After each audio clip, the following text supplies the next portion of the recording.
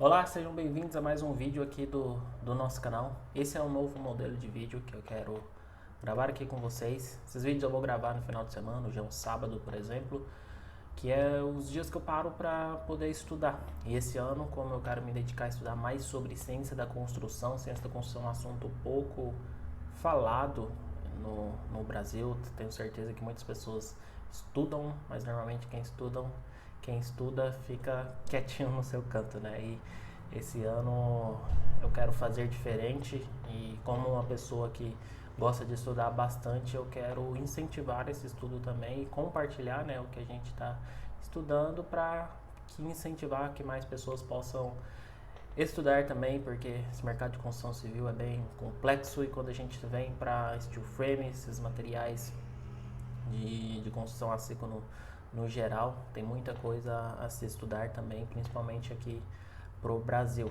Então a gente utiliza aqui referências lá de fora, então esses vídeos vão ser sempre gravados utilizando referências lá de, lá de fora do Brasil, preferencialmente. Pode ser que em algum momento a gente use algo daqui, mas preferencialmente vai ser de vídeos lá de fora. Então eu vou sempre ler algum artigo aqui no vídeo junto com vocês e debater sobre situações que tem aqui no Brasil ou não, como a gente faz no Brasil, para a gente sempre fazer esse comparativo. E vídeos também eu quero fazer como se fosse um modelo de um react de um canal que a gente acompanha bastante aqui para estudar, que fala bastante sobre ciência de construção lá nos Estados Unidos.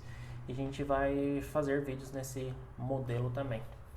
Então a ideia é sempre fazer de 1 a 2 vídeos assim por semana, que é quando eu vou estar aqui estudando no final de semana. Claro que eu não vou estudar só esse tempo do vídeo, né? Que para os vídeos não ficar muito longos, eu vou tentar manter sempre de no máximo 20, estourando 30 minutos ali, dependendo do assunto, e os vídeos de React. Mas, claro, eu vou estar estudando mais, né? Mas aqui para compartilhar parte desse estudo, a gente vai fazer menor, sempre ou um vídeo ou um artigo. E hoje eu quero, para começar, até para a gente seguir uma sequência aqui de estudo também, eu vou começar estudando um artigo do site da The Building Science Corporation aqui, é um site que vários canais, sempre quando assistem vídeos, referenciam artigos, né, que tem aqui nesse site. E aí, eu fui aqui no setor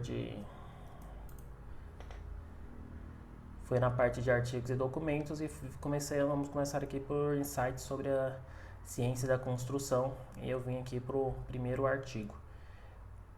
Eu abri aqui a outra página, a gente está aqui no tradutor do Google, mas eu vou deixar aqui a outra página em inglês, porque porque a gente tem pontos que acho que é interessante sempre entender a palavra em inglês também. Então vamos começar. Esse assunto é falando sobre a parede perfeita. Já achei um assunto bem interessante para a gente começar, porque aqui no Brasil a gente tem esse problema de não pensar tão bem nas paredes, na composição de paredes. É muito vendido, é muito pelo o quanto determinada empresa que vende os materiais faz um marketing forte e influencia as pessoas a utilizarem esse material do que propriamente ter a intenção de utilizar o material da melhor forma possível. Então vamos entender aqui um pouquinho o porquê que é importante a gente ser intencional nessa escolha de paredes. O artigo aqui do José Listburg, de 15 de junho de 2010. Parede perfeita é um separador ambiental. Ela tem que manter o exterior para fora e o interior para dentro. Para fazer isso, a montagem da parede tem que... Esses 3 pontos é muito importante. Muitos artigos a gente vai ver sobre isso. Controlar a chuva, o ar, o vapor e o calor. Antigamente tínhamos material para isso, pedras. Aqui é bom até falar, a gente fez um vídeo falando sobre porque é importante construir como os americanos.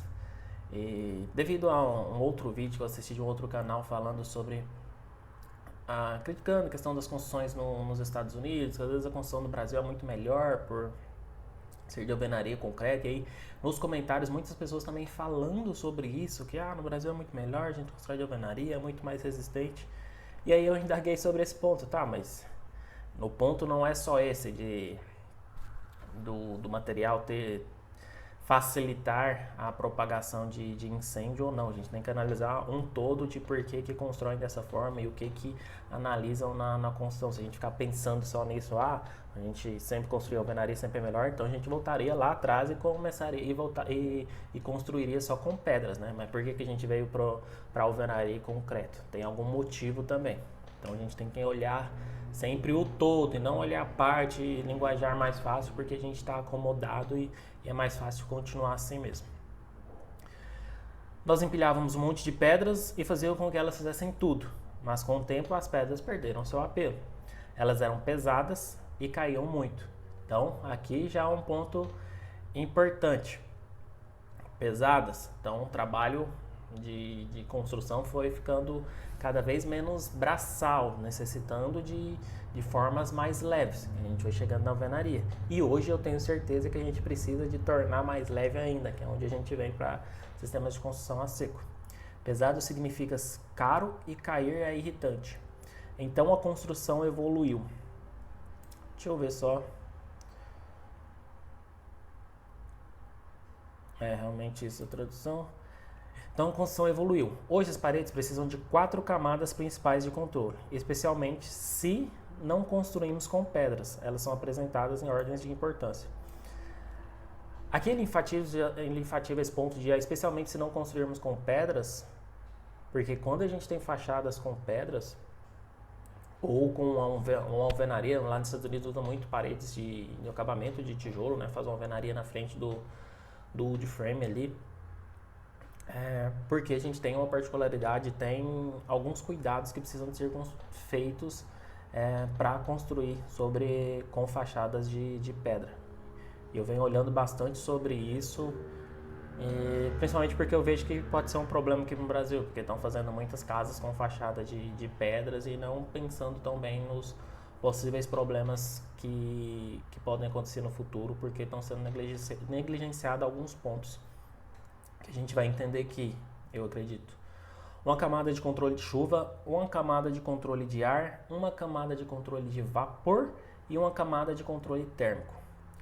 Um ponto para essa coisa importante aqui: se você não consegue manter a chuva fora, não perca seu tempo com o ar. Se você não consegue manter o ar fora, não perca seu tempo com o vapor. Então, ele falou aqui em ordem de importância. Primeiro ponto, a gente tem que controlar a chuva. Então, temos que entender como a chuva vai incidir nessa parede.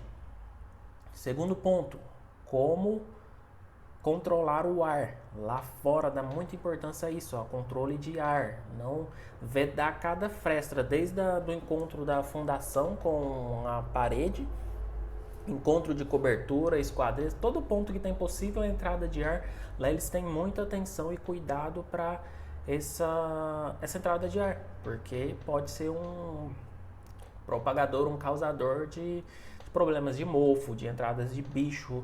Então ele até ensina a gente sempre usar uma lanterninha, alguma coisa, para ir passando na parede. Se for visto luz do outro lado é porque tem algum espaço para vedar. E por isso vai causar alguns tipos de problema. Muita gente fala, algumas pessoas até falam de forma equivocada que o steel frame não vai estar mofo, mas um dos problemas que podem ocasionar um mofo no futuro é essas possíveis entradas de ar. Depois é o controle de vapor e por último um controle térmico. Então essas seriam a ordem de importância que a gente deveria dar na construção. O melhor lugar para as camadas de controle é localizadas do lado de fora da estrutura, para proteger a estrutura. Quando construímos com as pedras não precisavam de muita proteção. Quando construímos com aço e madeira, precisamos proteger o aço e a madeira. E como a maioria das coisas ruins vem de fora, o melhor lugar para controlar as coisas ruins é do lado de fora da estrutura, antes que cheguem à estrutura. Antes disso, depois de gerações construído com pedras, as pessoas de alguma forma tiveram a ideia de que queriam ficar confortáveis. Aqui no Brasil a gente ainda está a passos lentos em entender que a gente quer ficar confortável na casa. Acho que algumas pessoas até entendem que precisa ficar confortável, mas não chegam um pouquinho pro lado para saber que sim, a gente tem como ficar confortável com as construções aqui no Brasil. A gente só precisa de parar um pouquinho na fase de projeto e planejar, entender melhor onde que a gente tem que gastar energia e onde que a gente tem que realmente gastar energia em investimento na construção, que não é no acabamento. Sim, é importante, a gente tem que deixar a casa com um visual bonito, mas às vezes a gente está gastando muita energia com isso, destinando muita verba para isso, e aí o conforto, que é o que a gente realmente vai sentir no dia a dia, a gente negligencia. Então eu sempre falo, às vezes é importante a gente reduzir um tamanho, se não está encaixando no orçamento, deixar a casa confortável, então vamos reduzir a casa um pouquinho, manter a estética visual que a gente está querendo ali e ter o conforto. Mas está muito na ideia de fazer casas grandes demais, mais do que a gente precisa, e aí no final só sobra a estética. E descobriram que pedras não eram o melhor isolamento. Quer dizer, pedras não são tão ruins comparadas às janelas, memorando para arquitetos. Você não pode construir um edifício verde com eficiência energética de vidro, mas pode ganhar prêmios de design, e todos nós sabemos o que é mais importante. Aqui então ele deixou alguma crítica, que eu acho que essa crítica a gente pode até estender pro Brasil, porque aqui a gente é muito mais preocupado de ganhar essas premiações de design e aparência do que uma construção realmente, assim como ele falou, que um edifício verde realmente, uma eficiência energética que realmente vai trazer benefícios de conforto e de utilização ali para as pessoas que vão estar naquela construção. Voltando às pedras, elas são pesadas e você precisa de muitas delas para fazer a parede ter uma resistência térmica decente. Então inventamos o isolamento térmico.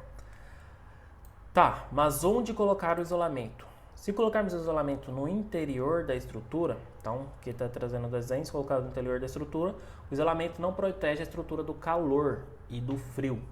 Lembre-se de que realmente queremos proteger essa maldita estrutura, especialmente para tornar a vida dos engenheiros estruturais mais felizes. Expansão, contração, corrosão, decadência, radiação ultravioleta e quase todas as coisas ruins são funções da temperatura. Então todas as camadas de controle vão para o exterior. Evite que a estrutura passe por temperaturas extremas e proteja da água em suas várias formas e da radiação ultravioleta, e a vida é boa. E aqui é um aspecto importante, isso que ele está falando, da proteção da estrutura. E a gente tem isso falando do steel frame. Um dos problemas do steel frame é isso, né? O aço é um material que vai esquentar demais. Então, se a gente não tem essa proteção adequada ali para a fachada, a gente começa a ter um problema na estrutura em si. Aí que só para lembrar, eu lembrei que tinha a figura 1, que ele tinha referenciado. O melhor lugar para as camadas de controles é localizado do lado de fora da estrutura para proteger a estrutura. Então, é isso que ele está mostrando aqui. Os sinos da estrutura, as camadas de controle e o cladding, que é o revestimento final. Ainda não sei tanto as palavras do inglês. Vamos verificar. Cladding. Isso, exatamente. Então, revestimento aqui. Então, aqui na explicação da figura, em conceito, a parede perfeita tem a camada de controle de água da chuva.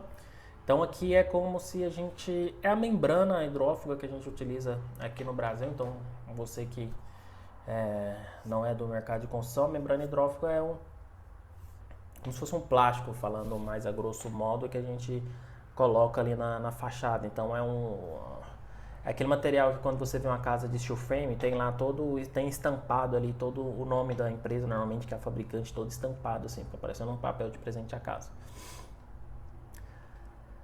Então, conceito para perfeito tem a camada de controle de água da chuva, a camada de controle de água de ar, a camada de controle de vapor e a camada de controle térmico no exterior da estrutura. A função dos revestimentos é principalmente atuar como a tela ultravioleta.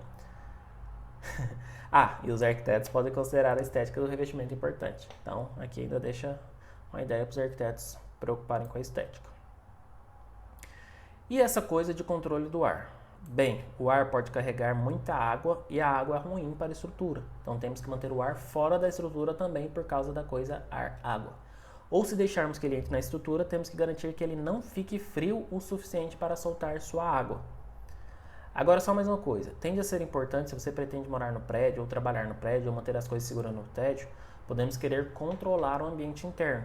Devemos nos preocupar especialmente como que está no ar interno, porque quando estamos no interior, tendemos a respirá-lo. Bem, acontece que não podemos controlar o ar até que fechemos. Então, precisamos de um válvulo hermético honesto para fornecer condicionamento. Então, quando a gente fala hermético, é não ter nenhuma possível entrada de ar. É como se fosse ali a vasilha da Tupperware que a gente compra ali para armazenar os alimentos, né?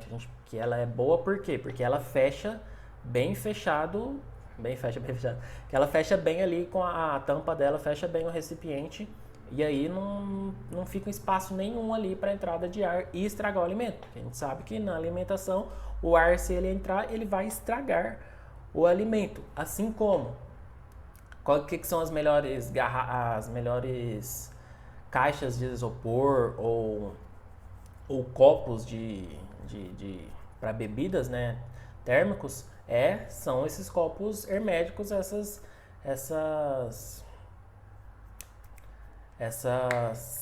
tanto esses copos herméticos quanto essas caixas herméticas, o nome da caixa, as caixas herméticas. Por quê? Porque elas vão ter a vedação ali 100%, vão fechar bem a tampa ali e não vai deixar essa troca de calor, essa entrada de ar e, consequentemente, vai armazenar melhor o produto que está ali dentro. Então, vai conservar melhor o produto. E numa casa não é diferente. A casa a gente tem que pensar uma casa de alto desempenho, uma casa de alta qualidade, uma casa vai ser hermética também, que a gente vai olhar todos os pontos dela, principalmente a envoltória da casa, que a gente chama, né, as paredes e cobertura externa, para que ela realmente não tenha nenhuma entrada de ar. Então é o que ele vai começar a falar aqui. Precisamos de um invólucro hermético honesto para fazer condicionamento, como filtragem e troca de ar e controle de temperatura em ambiente. Algumas coisas que eu já vinha vendo, lá eles têm bastante essa preocupação com a qualidade do ar interno. Eles sempre dão preferência lá para casa ser toda vedada, inclusive esquadrias, ter mais esquadrias totalmente fechadas só para entrada de iluminação do que para entrada de ar. O ar que vai ter interno é um ar que vai ser filtrado. Eles têm sistemas de filtragem de entrada de ar para respirar realmente ali, ter internamente ali realmente um ar com qualidade. Aqui no Brasil acho que tem hospitais, tem bastante essa preocupação com essa questão da qualidade interna, mas em casas eu acho que por enquanto é algo mais difícil, né? Porque aqui a gente gosta muito de abrir janela, tem toda essa necessidade. Mas quem sabe surja algo pro futuro. Não sei no passado, não tenho essa sensação de análise que analisei nunca. Agora que a gente começa a ter mais ciência, nunca parei de pensar, mas se esse motivo de hoje tem muita gente que tem alergia, sinusite, rinite, essas coisas. Se talvez isso pode ser a questão de cada vez o ar estar mais poluído.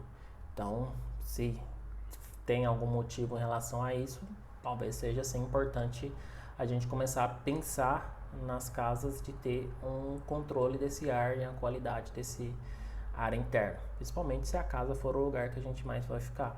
E espaços comerciais nem se fala. Claro que tem vários fatores que a gente precisa de analisar em relação a isso. Eu já vi alguns vídeos deles falando também, tem que ter muito cuidado, inclusive, com o que você traz de fora da casa para dentro, né? Tipo aquilo que a gente viveu que a gente viveu na pandemia. A gente tem que ter muito cuidado com o que a gente pegou lá fora e trazer para dentro, questão dos sapatos ali, onde a gente pisou. Então, tem que se mudar um pouco a mentalidade, um pouco não, tem que se mudar a mentalidade para conseguir ter bem esse controle e realmente ter essa qualidade interna da casa. Mas é algo para a gente ir amadurecendo, né? E mais uma vez, o melhor lugar para controlar essa coisa do ar é do lado de fora da estrutura, mas sob a camada de isolamento para que o ar não mude de temperatura. Presto a parede perfeita. Uma camada de controle de água, uma camada de controle de ar, uma camada de controle de vapor diretamente na estrutura e uma camada de controle térmico sobre as outras camadas de controle. Então, vamos ver a figura novamente. Aqui. Isso foi descoberto muito antes de eu nascer. Acho que os canadenses descobriram primeiro, mas os noruegueses têm muitas reivindicações sobre isso, além dos russos. Isso é interessante falar também, muito do que eu já vi também sempre elogiam o que o Canadá já fez, o que o Canadá já aprendeu. Depois acho que eu vou buscar até mais referências do Canadá. Não fica na cabeça dos Estados Unidos, mas depois eu vou buscar algumas referências do Canadá porque sempre referenciam eles. E agora aqui os noruegueses também, além dos russos. Vou concordar com os canadenses neste caso, porque sou tendencioso e tenho orgulho disso. Além disso, conheci o professor Hutcham, e essa é uma história para os netos quando tiver alguma. Memorando para Christy e Andrew. Qual é o atraso aqui? Para uma discussão mais detalhada da física de tudo isso, vá até os velhos mestres, Hutcham e Hundergaard, e os novatos pedaços Bernard Straw. Em um belo momento de elegância e simetria, se você deitar a parede perfeita para baixo, você obtém o telhado perfeito. Então, lembra quando eu falei da envoltória? A casa, então não é só as paredes, a cobertura é um ponto muito importante também para essa qualidade da construção e essa proteção da construção. A física das paredes, telhados e lajes é praticamente a mesma, nenhuma surpresa. Essa percepção foi transmitida a toda uma geração de praticantes por Max Baker, quando eu estava começando. Ballast, Filter Fabric, Control Layers, Roof Structure. O telhado perfeito é algumas vezes chamado de telhado invertido, já que a camada de controle de águas fluviais fica sobre o isolamento e o lastro. Então, esse balastro é como se fosse um lastro. É isso. Balastro. Pessoalmente, não o vejo como invertido. Essas outras pessoas erraram ao localizar a membrana exposta no topo do isolamento. São elas que estão invertidas.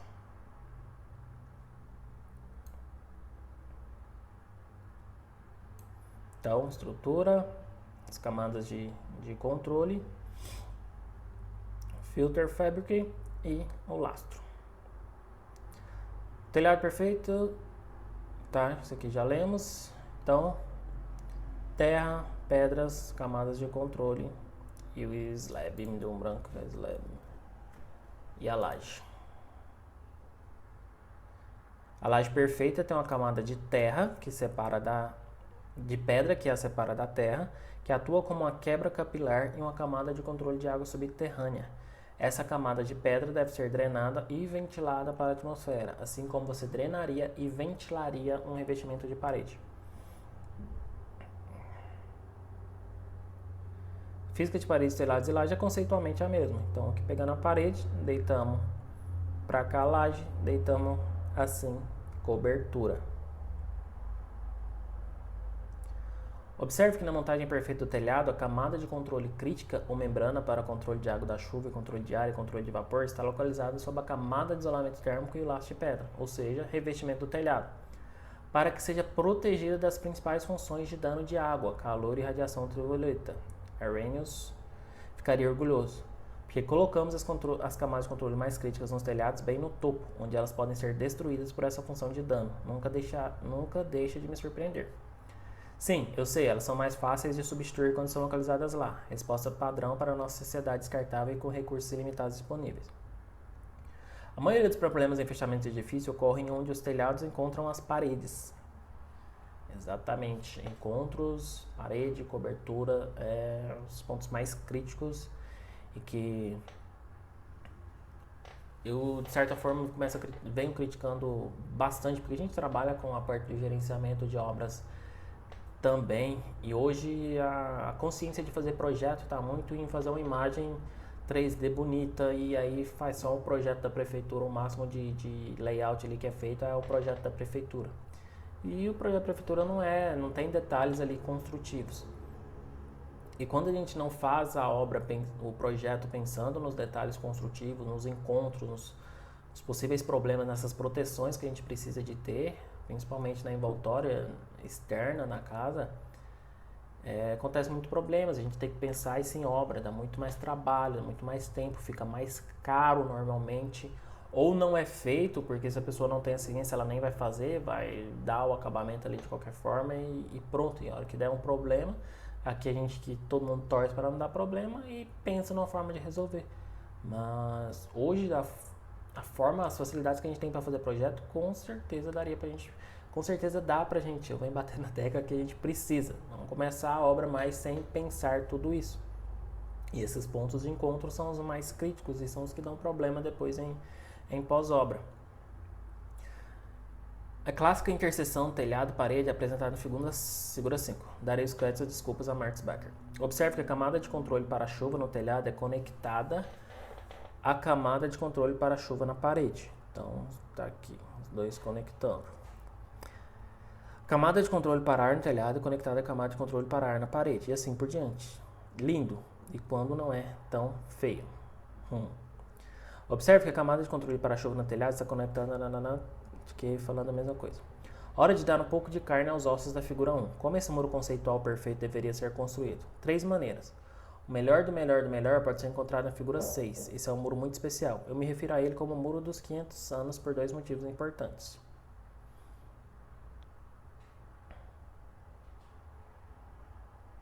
Representa 500 anos de evolução e durará 500 anos.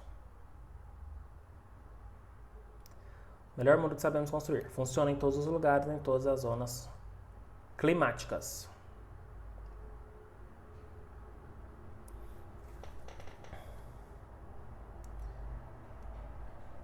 Muro com um bloco de concreto.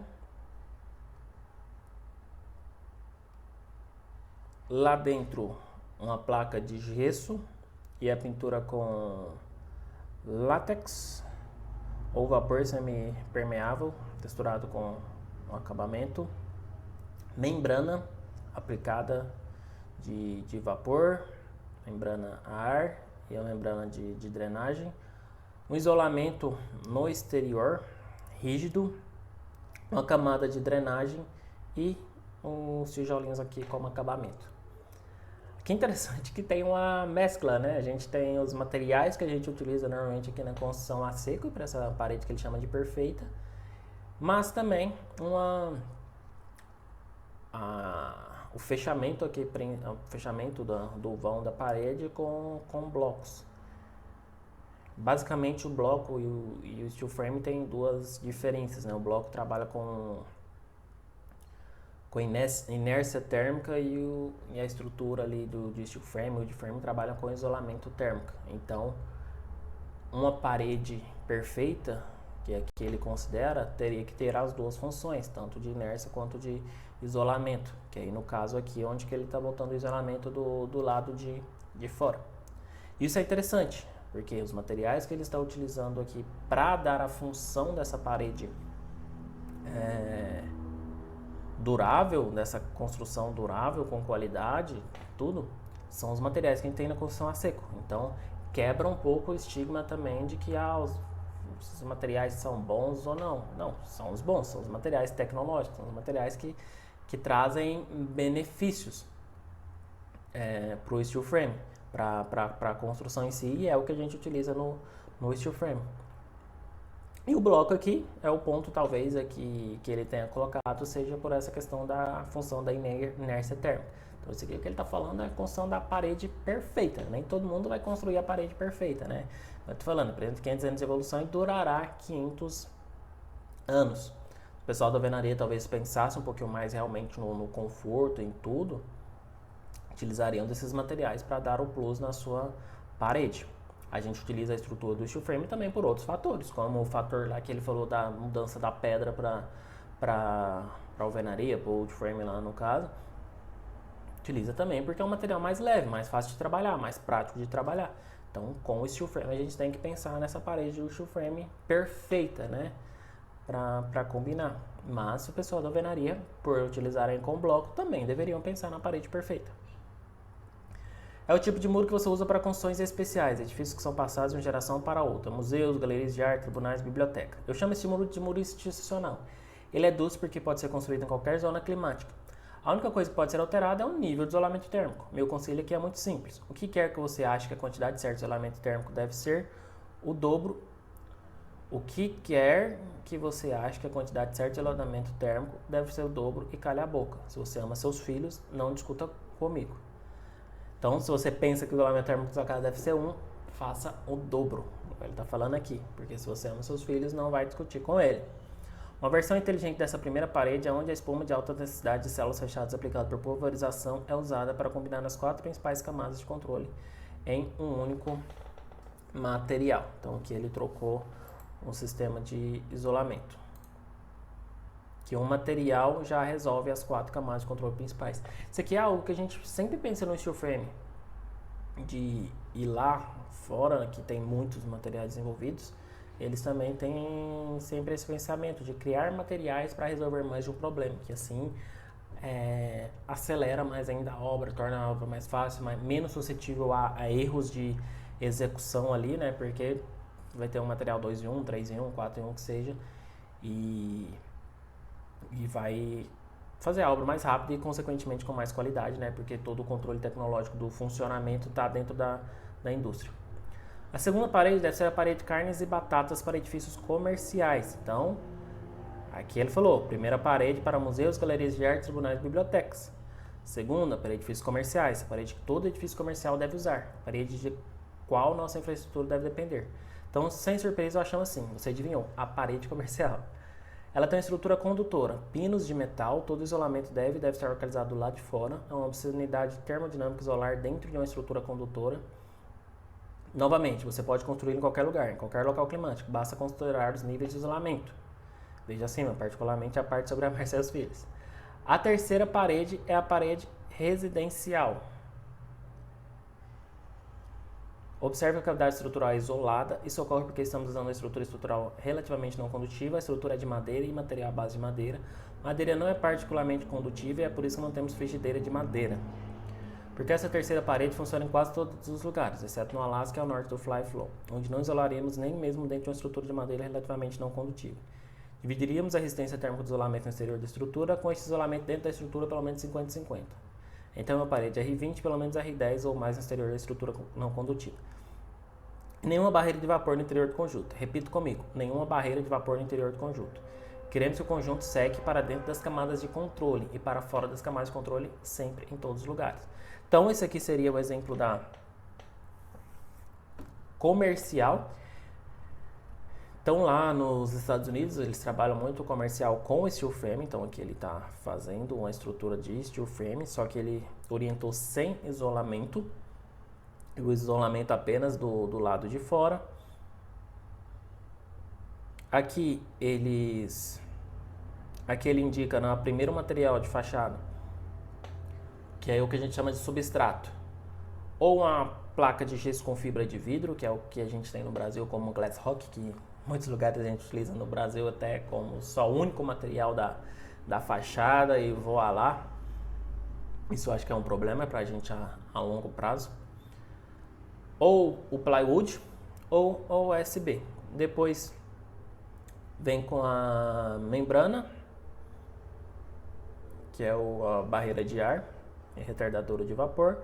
Depois o isolamento, a camada de drenagem e os tijolos. Do lado de dentro, a placa de gesso e a pintura de látex ou vapor semiflexível como acabamento. E aqui o residencial, que aí, no caso deles, lá o residencial eles trabalham com mais com a estrutura de madeira, mas aí aqui já no caso uma estrutura isolada, segue a mesma sistema ali do comercial, só que a diferença é que ele está considerando a estrutura de madeira. Que aí ele falou, funciona em quase todos os lugares, exceto em climas extremamente frios, onde não isolaríamos dentro da estrutura de madeira. Falando de Brasil, eu acredito que qualquer um dos dois sistemas aqui que no Brasil tem bastante wood frame também, funcionaria perfeitamente pro